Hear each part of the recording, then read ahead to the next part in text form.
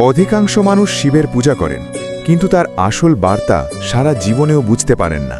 শিবের প্রতিটি প্রতীকের পেছনে এমন এক তিতা ও ভয়ঙ্কর সত্য লুকিয়ে আছে, যা যদি কেউ সত্যি বুঝতে পারে তবে তার জীবন বদলে যাবে। ত্রিশূল।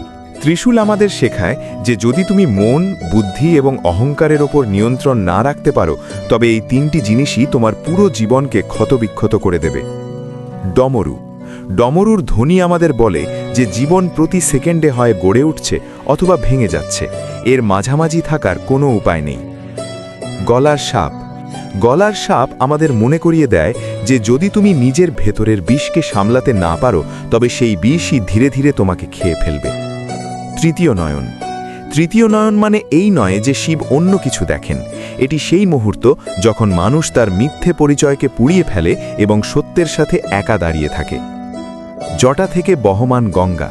এটি শেখায় যে মন যখন শান্ত থাকে তখনই জ্ঞান প্রবাহিত হয়, আর মন যদি বিক্ষিপ্ত হয়ে যায় তবে জীবনও এলোমেলো হয়ে যায়।